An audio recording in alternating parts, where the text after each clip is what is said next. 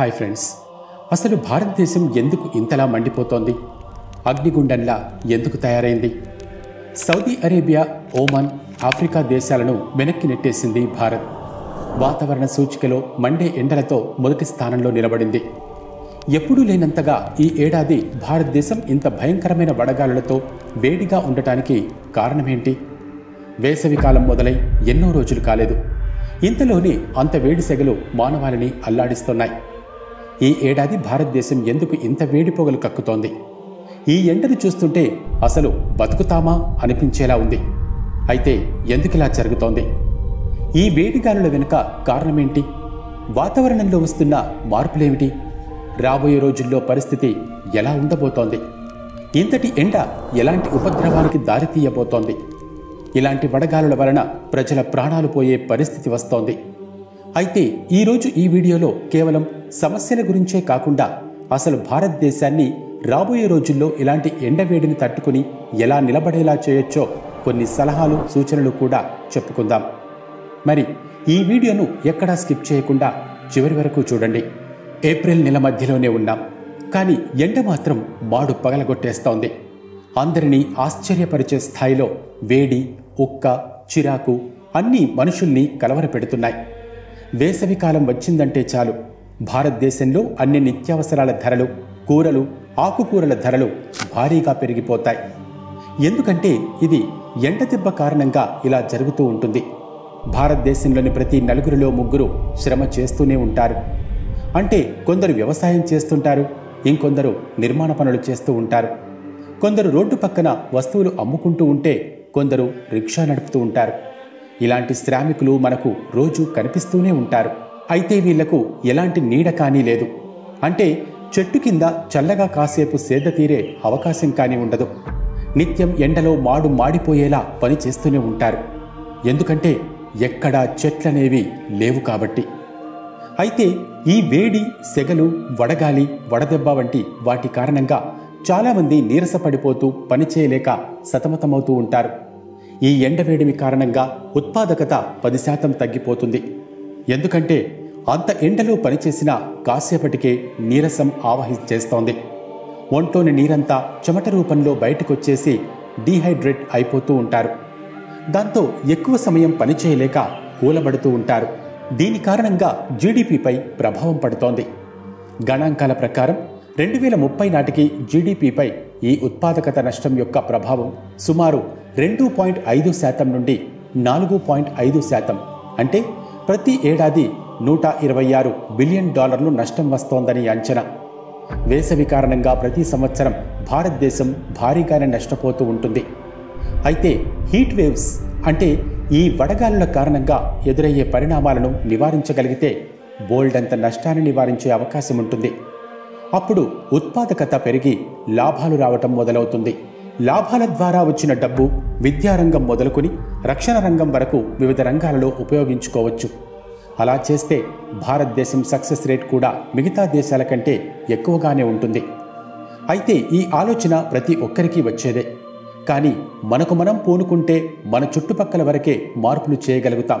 కానీ భారతదేశం మొత్తానిది కదా ఈ సమస్య. కాబట్టి మన ఆలోచన దేశానికి పనిచేయదు.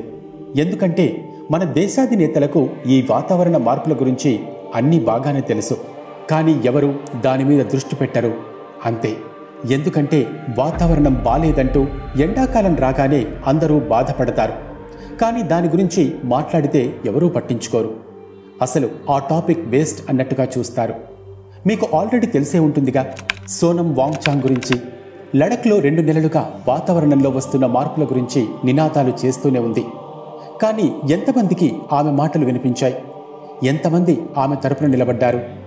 ఎవరూ లేరు. అసలు ఆమె గురించిన వార్తలే మనకు సోషల్ మీడియాలో ఎక్కడా నామమాత్రంగా కూడా కనిపించలేదు. అయితే ఆమె మీద 144 సెక్షన్ విధించి ఆమె గొంతును అణిచే ప్రయత్నం చేశారు. అలా ఉంటుంది మన దేశ దౌర్భాగ్యం. ఎందుకంటే మన దేశంలో ప్రకృతిని ఎవరూ పెద్దగా ప్రేమించరు. ప్రేమిస్తున్నట్టు నటిస్తారంతే. ఆ ప్రకృతిని చంపేసి స్థలాలను మార్చేసి బ్యాంకు బ్యాలెన్సులు నింపుకుంటారు. ప్రకృతి గురించి కూడా ఎవరూ మాట్లాడరు. మీదే కులం, ఏ మతం, ఏ పార్టీకి ఓటేస్తారు, ఏం చదువుకున్నారు, ఈరోజు వంటలేంటి అనే పనికిరాని సోది మాటలు తప్ప భవిష్యత్తు మనుగడ సాగించాలంటే ప్రకృతి ముఖ్యమన్న ధ్యాసే ఎవ్వరికీ ఉండదు. ఈరోజు ఏదో విధంగా నేను బతికేస్తున్నాగా, రేపు ఎవరు ఎలా బతుకుతారో నేను చూడనుగా, నాకెందుకు అనే నిర్లక్ష్యం కూడా ఒకటి. అయితే ప్రకృతి మాత్రం ఎవ్వరినీ ఊరుకోదు. దాన్ని మనం మన చేతులారా నాశనం చేసేశాం కాబట్టి ఇప్పుడు అది మన మీద ప్రతీకారం తీర్చుకుంటోంది. ఆ కారణంగానే ఈ వాతావరణ మార్పుల వల్ల ఎక్కువగా ప్రభావితమయ్యే దేశాల జాబితాలో భారత్ 3వ స్థానంలో ఉంది. మిగతా అన్ని విషయాల్లో భారతదేశం చాలా ముందే ఉంది. కానీ ఈ క్లైమేట్ చేంజెస్ విషయంలో మాత్రం ప్రతి ఏడాది మృత్యువు అంచుల వరకు వెళ్ళి వస్తోంది. అయితే చాలామందికి ఒక డౌట్ వస్తుంది, వేసవి అంటే ఏమిటి? వేసవిలో ఏం జరుగుతుంది? ఎండ కాస్తుంది, 2-3 నెలల్లో తగ్గిపోతుంది కదా అని చాలామంది అనుకుంటారు. అలాగే వేసవిలో ఏసీ, కూలర్లు ఉంటాయి కదా, చల్లగా హాయిగా ఉండొచ్చు కదా అనుకుంటారు. అయితే ఇక్కడ చాలామందికి తెలియని విషయం ఏంటంటే ఏసీ కారణంగా వేడి తగ్గినట్టు భ్రమ కలుగుతుంది. కానీ వేడి తగ్గకపోగా ఇంకా పెరిగిపోతుంది. ఏసీలు, కూలర్లు విద్యుత్తు కారణంగా నడుస్తాయి. భారతదేశంలో ఎక్కువ విద్యుత్తు థర్మల్ పవర్ ప్లాంట్లు బొగ్గును మండించడం ద్వారా విద్యుత్తును సరఫరా చేస్తాయి. బొగ్గును మండించేటప్పుడు ఆ కార్బన్ పొగలు గాలిలోకి విడుదలవుతూ ఉంటాయి. దీని కారణంగా కాలుష్యం పెరిగిపోతూ ఉంటుంది. దీనివల్ల హీట్ వేవ్స్ ఇంకా వాతావరణంలో పెరిగిపోతూ ఉంటాయి. అయితే ఈ హీట్ వేవ్స్ అంటే ఏంటి అని చాలామంది అనుకుంటూ ఉంటారు. మీరెప్పుడైనా బయట నుండి ఇంట్లోకి వచ్చి గాలిరాని గదిలో ఎప్పుడైనా కూర్చున్నారా? అలాంటి గదిలో కూర్చుంటే గనక విపరీతమైన చెమటలు పట్టేస్తాయి. అక్కడ చుట్టుపక్కల వాతావరణంలో హై ప్రెషర్ ఎక్కువగా ఉన్నప్పుడు ఎగువ వాతావరణంలో గాలి ఒకచోట స్తబ్దుగా ఆగిపోతుంది. అంటే భూమి మీద ఏ ప్రాంతమైతే విపరీతమైన వేడికి గురవుతుందో ఆ ప్రాంతం నుండి గాలి బయటకు రాకుండా ఆగిపోతుంది. అలా గాలి బయటకు రిలీజ్ కానప్పుడు ఆ గదిలో వేడి సెగలు రావటం మొదలవుతుంది. దాన్నే హీట్ వేవ్స్ అంటారు. హీట్ వేవ్స్కి కాలాలతో, ఋతువులతో సంబంధమే లేదు. ఎప్పుడైతే ఉష్ణోగ్రత నిర్దిష్ట పరిమితికి మించి ఉంటుందో అప్పుడు హీట్ వేవ్స్ స్టార్ట్ అవుతాయి. మరి ఇలాంటి హీట్ వేవ్స్ ఉన్నప్పుడు మీకు పని చేయాలని అనిపించదు.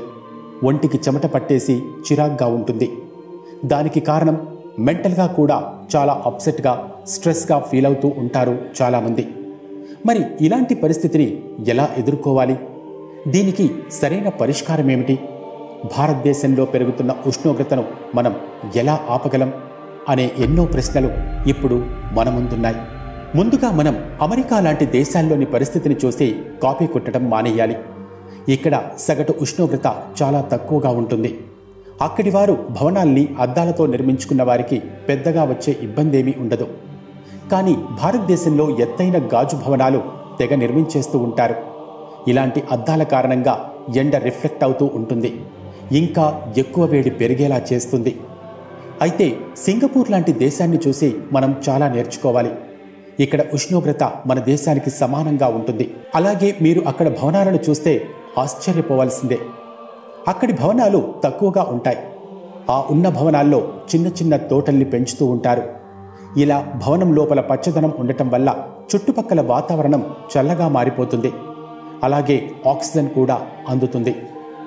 ఇక మనం భారతదేశం ఇంతటి వేడిని తట్టుకోవాలంటే దానికోసం ఎక్కువ చెట్లను పెంచాల్సి ఉంటుంది. ఎందుకంటే మనం ఎక్కువ చెట్లను నాటితే ఎంతో పచ్చదనం వస్తుంది. వాతావరణంలో ఆక్సిజన్ సమృద్ధిగా లభించడంతో పాటు వేడి కూడా తగ్గిపోతుంది.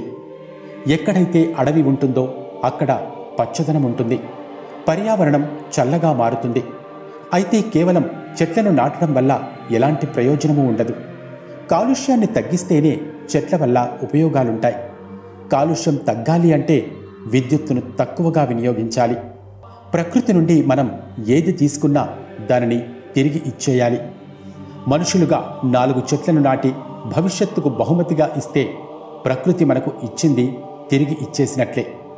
ఒకవేళ అలా చేయకపోతే గనక ఈ వేడికి, ఈ మంటకు మన జనరేషన్తో పాటు రాబోయే జనరేషన్ కూడా మాడిపోవటం ఖాయం.